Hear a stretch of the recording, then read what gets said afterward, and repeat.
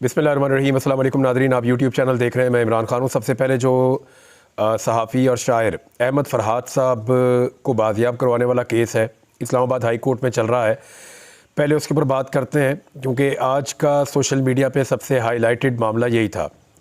Islamabad high court ने लापता शायर अहमद फ़रहाद बाजियाबी केस की लाइव स्ट्रीमिंग का फ़ैसला कर लिया है। यानी अब जो लापता अफराद के हवाले से केस है और स्पेशली ये जो अहमद फ़रहाद वाला केस है, इसको अब बराह रास्त दिखाया जाएगा। 29 तारीख को इसकी अगली समाअत है और उसमें सेक्टर कमांडर इस्लामाबाद को ज़ाती हैसियत में तलब किया गया है। जस्टिस मोहसिन अख्तर कियानी साहब ने इस सारे मामले की समाअत की है और अटॉर्नी जनरल मंसूर ऐवान और IG इस्लामाबाद अली नासर रिजवी अदालत में पेश हुए। अटॉर्नी जनरल का कहना था कि कुछ CDR मिली हैं, इनसे ट्रेस कर रहे हैं, जिस पर जस्टिस मोहसिन अख्तर कियानी ने पूछा कि आप कह रहे हैं कि रियासत नाकाम हो चुकी है।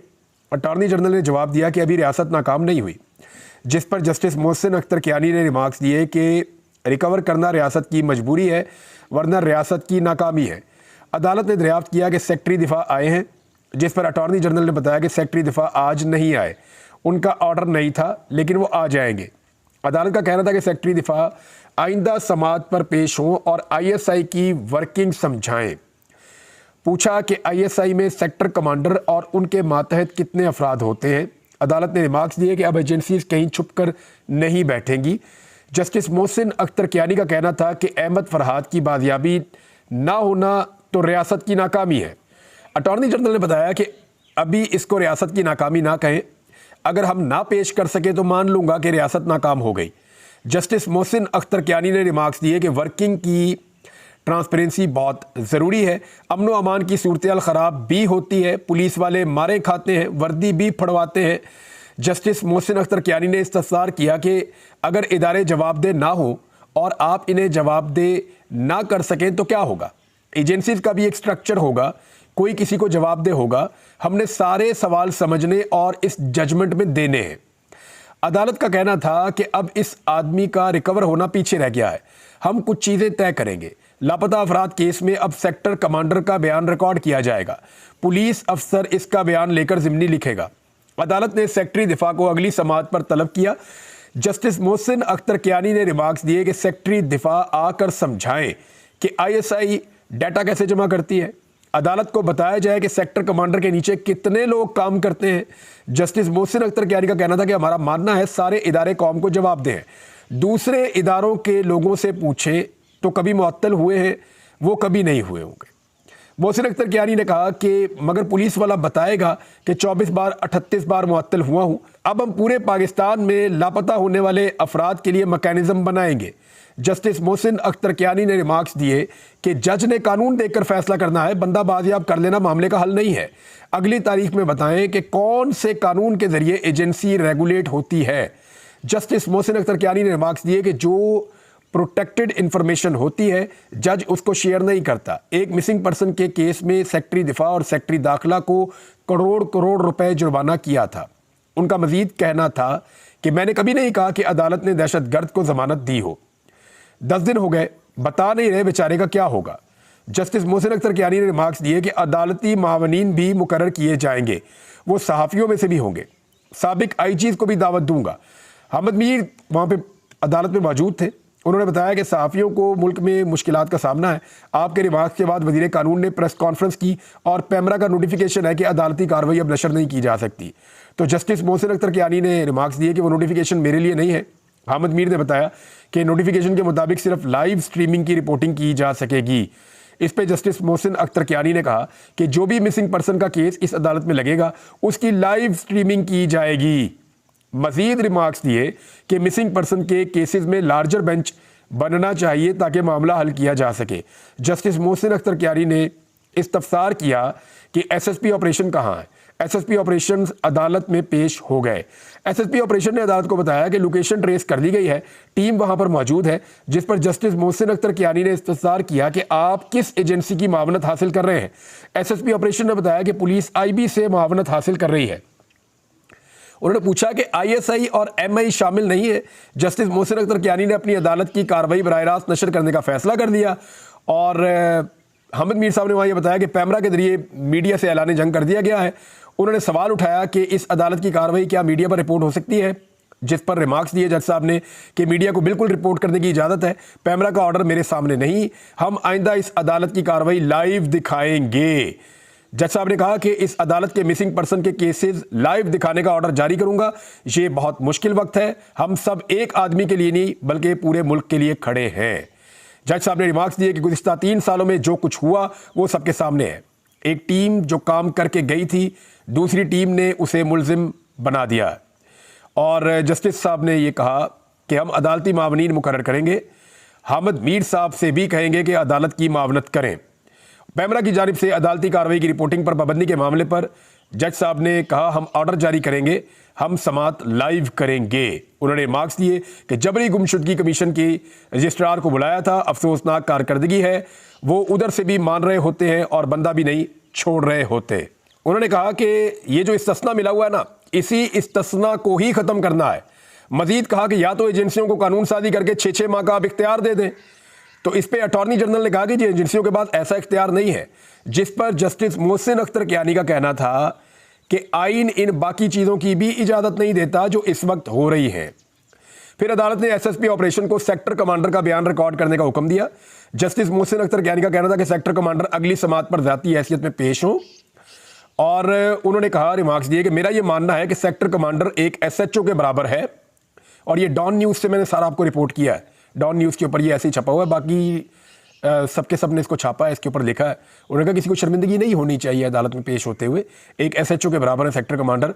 ये जस्टिस मोहसिन अख्तर कियानी साहब ने कहा। बाद अदालत ने केस की समात 29 मई तक मुलतवी कर दी। जज साहब ने यह भी कहा कि मैं वो आखिरी आदमी होऊंगा जो किसी बावर्दी अफसर की बेइज्जती करूंगा। आईएसआई की इंटरनल वर्किंग कैसी है, क्या रियासत के फंड्स इस्तेमाल होते हैं, ये भी जज साहब ने पूछा। अब मामला ये है कि सहाफ़ियों का ये मानना है, मैं इस्लामाबाद में मौजूद था, सब ये कह रहे थे कि जो पैमरा का एक नोटिफिकेशन आया, ये जो पिछली समात हुई थी शायर के बाजियाबी के लिए, और जो रिमार्क्स दिए थे जस्टिस मोहसिन अख्तर कियानी साहब ने, वो रिमार्क्स रिपोर्ट होने के बाद ये पाबंदी आयद की गई पैमरा की जानिब से कि अब अदालती कार्रवाई को रिपोर्ट नहीं किया जा सकेगा जब तक कि लाइव स्ट्रीमिंग ना हो। तो वो एक मिसाल है, वो इतनी अच्छी तो नहीं है कि आप नमाजें बख्शवाने गए और रोज़े गले पड़ गए, ये एक मिसाल है। या आप ये कह लें कि एक काम करने के लिए गए थे, दूसरा काम गले पड़ गया। अब हुआ ये कि पैमरा के ज़रिए से कोशिश की गई कि आइंदा अदालती कार्रवाई रिपोर्ट ना हो, उल्टा ये हो गया, अदालत ने हुक्म जारी कर दिया जब कार्रवाई ही हम लाइव दिखाएंगे। अब उसकी लाइव स्ट्रीमिंग होगी, सारी दुनिया उसको देखेगी, टेलीविज़न के ऊपर वो चलेगी। तो एक काम ये हुकूमत करती है, दूसरा काम गले पड़ जाता है, और बड़ी अजीब सूरत है। इसके ऊपर जो है वो एक हसनात मलिक साहब का बयान है कि एक्चुअली जजेस के और इंतज़ामिया के बीच में इस वक्त चल क्या रहा है। हसनात मलिक साहब ये कह रहे हैं कि हुकूमत ने जजेस से रब्ता किया है, लेकिन जजेस की तरफ से अच्छा रिस्पॉन्स नहीं मिला। इस्लामाबाद हाई कोर्ट में इस वक्त वादे तौर पर हुकूमत और मुक्तदरा को परेशानी का सामना है। इसी वजह से जजेस के खिलाफ कंपेन चलाई जा रही है ताकि जजेस प्रेशर में आकर बातचीत करें, यानी प्रेशर में आएंगे, कोई ऐसी बात करेंगे जिसके ऊपर फिर तनकीद करने का मौका मुखालिफिन को या अपने आप को विक्टिम शो करने का एक मौका मुखालिफिन को मिलेगा। तो ये हसनात मलिक साहब ने कहा। इसके बाद एक और बड़ा स्टेटमेंट है जो chief justice Lahore high court ने दिया है। अभी तक आप इस्लामाबाद हाई कोर्ट में थे और वहाँ पे एक और चीज़ हो गई है, जो पैमरा का नोटिफिकेशन था सारा का सारा मीडिया उसके खिलाफ हो गया। ये नोटिफिकेशन आ क्यों रहा है, ज़रा इसको आप समझें। ये ऐसी चीज़ें अब क्यों करनी पड़ रही हैं, मीडिया को क्यों दबाना पड़ रहा है। सोशल मीडिया के खिलाफ बड़े खौफनाक कवानीन बनाए जा रहे हैं, हद तक इज़्ज़त वाले कवानीन जो है उनको तैयार किया जा रहा है, जो आइन से मुतसादम चीज़ें हैं उनमें शामिल की जा रही हैं। सहाफ़ियों को लगातार दबाया जा रहा है, उनके ऊपर दबाव डाला जा रहा है, उनको नौकरी करने से रोका जा रहा है। मेरे पास 1.5-2 साल से नौकरी नहीं है। आरिफ हमीद भट्टी साहब हैं, वो अभी नौकरी से निकाले गए हैं। हालांकि टीवी चैनल हमें काम देना चाहते हैं, उन्हें पता है कि वो हमें काम देना चाहते हैं, वो कहते भी हैं, लेकिन वो कहते हैं जी एनओसी नहीं है हमारे पास कि आपको ऑन एयर करना है या नहीं करना। तो ये कब तक रहेगा, कभी ना कभी ये मामला ख़त्म हो जाएगा। हमें यही काम करना होता है, हम फिर टीवी चैनल पे जाके मुख्तलिफ अखबारात में टीवी चैनल्स के ऊपर हम यही काम कर रहे होंगे। अब मामला ये है, ये हो क्यों रहा है, इसको समझिए ज़रा। 2 साल में जो गुज़िश्ता 2 साल के अंदर झूठे मुकदमे और नाइंसाफ़ियों का जो गंद मारा गया है ना, 2 साल के अंदर जितने झूठे मुकदमे और नाइंसाफियों का एक कचरा फैलाया गया है, एक गंद मारा गया है, अब उस गलाजत के अंदर से ताफुन उठ रहा है और वो किसी से भी बर्दाश्त नहीं हो रहा। 2 साल तक जो करना था तो वो तो कर लिया, लेकिन जैसे ही अदलिया ने अंगड़ाई ली, अदलिया जागना शुरू हुई, तो अब वो गंद सबके सामने आ रहा है अदलिया के फैसलों की सूरत में और जजेस के रिमार्क्स की सूरत में। अब वो मामला ये नहीं है कि सारे लोग गिरफ्तार हो जाएंगे। जिन लोगों ने ये गलत किया उनमें बहुत सारे लोग आप सामने से आप जानते हैं, बहुत सारों को आप जानते नहीं, वो पीछे रह के काम करते हैं, लेकिन सबको सजा तो नहीं हो सकती ना। हाँ, ये जरूर है जो बेगुनाह लोग हैं वो बच जाएंगे, लेकिन जिन लोगों ने ये सारा गंद मारा है, जिस गलाजत में से अब ताफुन उठ रही है, जिस गलाजत में से अब ताफुन उठ रहा है, वो लोग एक्सपोज हो जाएंगे, बेनकाब हो जाएंगे। उन लोगों को बेनकाब होने से बचाने के लिए हुकूमत हर मुमकिन कोशिश कर रही है कि सहाफ़त को, सहाफ़ती आवाज़ों को दबा दिया जाए, चाहे फस्तायत ज़दा कवानीन के ज़रिए से, चाहे कुछ भी किया जाए। जो 2 साल हमने गंद मारा है ना, वो किसी को नज़र नहीं आना चाहिए। ये पूरा पाकिस्तान अब देखता है, सब लोग अब जानते हैं, इंटरनेशनली सबको पता है। पाकिस्तान तहरीक इंसाफ के लोगों के साथ जो यूरोपीय वफद मिले मुख्तलिफ ममालिक के, उन्होंने बड़ा क्लियरली उनको ये कहा कि there is no level playing field in Pakistan, कि लेवल प्लेइंग फील्ड है ही नहीं पाकिस्तान में। बड़ा कैटेगोरिकली वो ये कह कर गए। अमेरिकन का ज़रा मौक़िफ़ मुख्तलिफ है, पाकिस्तान तहरीक इंसाफ और अमेरिकन में क्या चल रहा है वो मैं आपको किसी और वीलॉग में बताऊंगा। लेकिन अब ये मामला है कि अदालती फैसलों के नतीजों में जो लोग बेनकाब होने वाले हैं उनको बचाने के लिए मीडिया पर पाबंदियों की कोशिशें की जा रही हैं। ये इसलिए हो रहा है। अब लाहौर हाई कोर्ट के चीफ जस्टिस हैं, ज़रा उनका स्टेटमेंट सुने, बड़ा ईमान ताज़ा करने वाला स्टेटमेंट है। उन्होंने कहा किसी से लड़ाई नहीं चाहते, लेकिन अदालतों का एहतराम नहीं तो हमसे भी तवक्को ना रखें। पंजाब जुडिशल एकेडमी में प्री सर्विस ट्रेनिंग के जो ट्रेनिंग कोर की इख्तितामी तकरीब से खिताब करते हुए chief justice Lahore high court Malik Shahzad Ahmad Khan साहब का कहना था कि अदल करना बहुत बड़ी जिम्मेदारी है। जजेस बगैर खौफ के काम करें, जज को कानून पर दस्तरस होनी चाहिए और जज को किसी के प्रेशर में नहीं आना चाहिए। जजेस जदीद टेक्नोलॉजी से इस्तेफादा करें। जल्द और फौरी इंसाफ की फराहमी हमारी अव्वलीन तरजीह है। पंजाब में वीडियो लिंक के जरिए समाअत का आगाज़ करेंगे। उनका कहना था कि पंजाब में 14 लाख केसेस हैं, जजों की कमी का सामना है, मुकदमात में ताख़ीर की एक बड़ी वजह हड़तालें हैं, इदारों की आपस की लड़ाई से इदारे कमज़ोर होते हैं, इनसे होशियार रहे जो इदारों को लड़वाना चाहते हैं। और उन्होंने कहा हमारे दिल में वकला का बड़ा एहतराम है, किसी बार के साथ या किसी इदारे के साथ लड़ाई नहीं चाहते, लेकिन ताली दोनों हाथों से बजती है। हमने किसी हुकूमत या किसी एजेंसी या किसी इदारे की बी टीम नहीं बनना। सिस्टम में बेहतरी के लिए सबने मिलकर काम करना है, जजेस ने, वकला ने और मुतअल्लिका एजेंसियों ने, लेकिन हमने किसी की बी टीम नहीं बनना। उन्होंने ये भी कहा कि जवाब हमने अल्लाह ताला को देना है। अगले जहान में हमारा हिसाब होगा तो कोई और हमारे साथ नहीं खड़ा होगा, कोई हमारे बिहाफ पे जवाब नहीं देगा, अपना जवाब खुद ही देना पड़ेगा। लिहाजा किसी की बी टीम नहीं बनना। एहतराम उस वक्त तक है जब तक अदालतों का एहतराम किया जाए।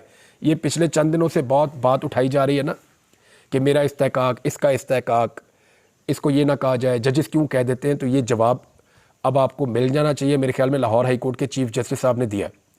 उन्होंने कहा एहतराम उस वक्त तक है जब तक अदालतों का एहतराम किया जाएगा।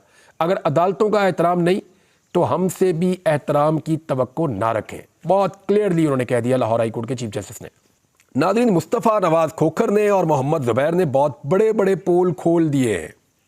पाकिस्तान तहरीक इंसाफ का दफ्तर गिराने वालों ने सोचा कि ईंट से, सीमेंट से, बजरी से और सरिये से पार्टी बनती है। सरिये से नहीं, नज़रिए से पार्टी बनती है साहब। नज़रिया तोड़ना पड़ेगा, दफ्तर तोड़ने से कोई फ़र्क नहीं पड़ता।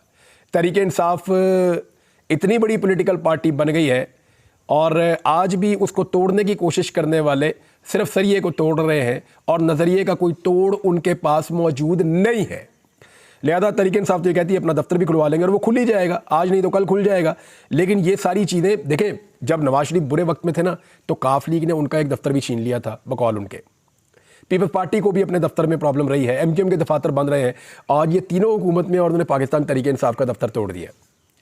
इन्होंने माजी से कुछ नहीं सीखा, बल्कि ये कहा जाए कि जब इनके ऊपर बुरा वक्त था तो इन्होंने इसको गलत कहा और आज वही सारा कुछ ये पाकिस्तान तहरीक इंसाफ के ऊपर ट्राई कर रहे हैं। यानी नून लीग ने पहले पीपल्स पार्टी के साथ किया, पीपल्स पार्टी ने नून लीग के साथ किया, दोनों ने मिलकर एमक्यूएम के साथ किया। अब ये तीनों मिलकर वही काम जिससे ये खुद गुजरे हैं पाकिस्तान तहरीक इंसाफ के साथ कर रहे हैं।